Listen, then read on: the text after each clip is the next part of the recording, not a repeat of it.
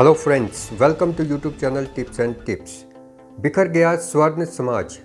अध्यक्ष रुमित सिंह ठाकुर के चुनाव लड़ने के ऐलान के बाद पड़ी दरार। स्वर्ण आयोग की मांग को लेकर राजधानी शिमला को घेरने आए देवभूमि क्षत्रिय संगठन के आंदोलन का बुधवार को अप्रत्याशित समापन हुआ।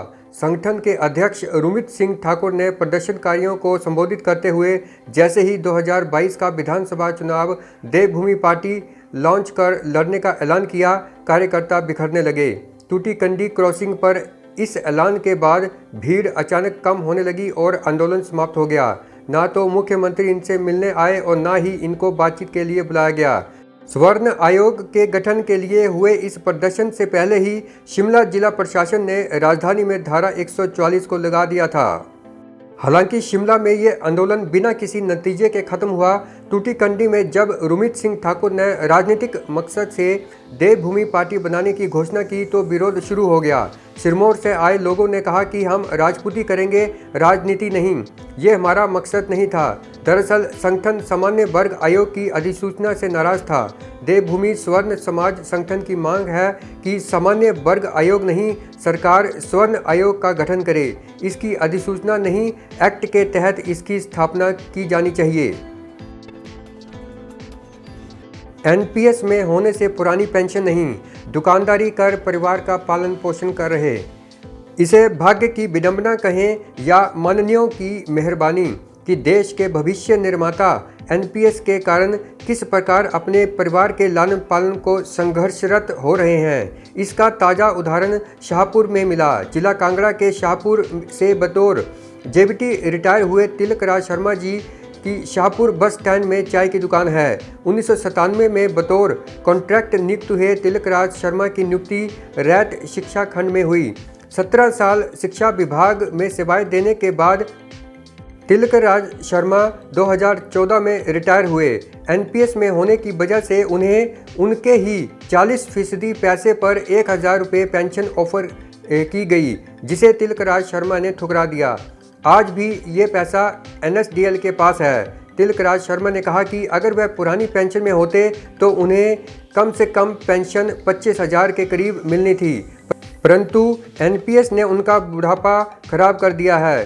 तिलक राज शर्मा मेलों में जलेबी और पकौड़ों का भी स्टॉल आज 64 साल की उम्र में लगा रहे हैं।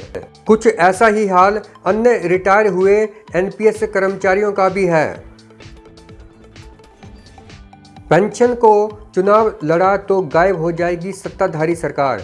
आम आदमी पार्टी ने सीएम के बयान पर खोला मोर्चा। हिमाचल प्रदेश आम आदमी पार्टी ने सीएम जयराम ठाकुर के कर्मचारियों को पेंशन के लिए चुनाव लड़ने के बयान की कड़ी निंदा की है।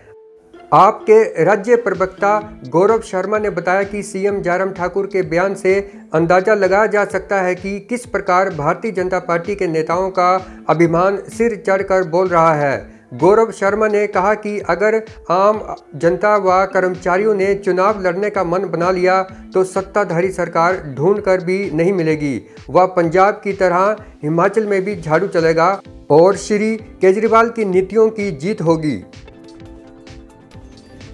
50 दिनों से दफ्तरों में घूम रही है पे बैंड की फाइल। प्रदेश के विभिन्न जगहों पर हो रहे प्रदर्शन एवं विधानसभा घेराव की सुरक्षा में सबसे आगे पुलिसकर्मी मार खा रहे हैं। प्रदर्शन के दौरान पुलिस कर्मियों पर भी कभी पथराव हो रहा है तो कभी लात घूंसे। इसके बाद भी पुलिस कर्मियों की अनदेखी की जा रही है।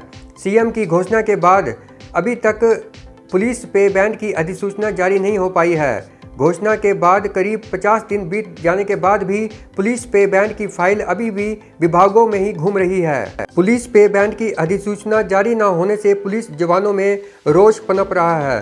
बुधवार को स्वर्ण समाज के प्रदर्शन के दौरान हुई झड़प में एएसपी सहित 4 पुलिस जवान बुरी तरह से लहूलुहान हो गए हैं। पुलिस जवानों का कहना है कि उन्हें क्या लोगों की मार खाने के लिए ही रखा है।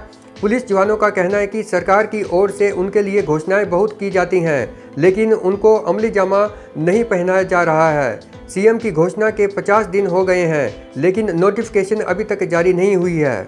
पुलिस जवानों का कहना है कि सरकार उनकी तरफ ध्यान नहीं दे रही है और ना ही देना चाहती है। प्रदेश बिजली बोर्ड में भरे जाएंगे सहायक अभियंताओं के 76 पद। ये पद राज्य बिजली बोर्ड में सहायक अभियंता इलेक्ट्रिकल के क्षेत्र में भरे जाएंगे। राज्य लोक सेवा आयोग ने बुधवार को भर्ती का विज्ञापन जारी कर दिया है।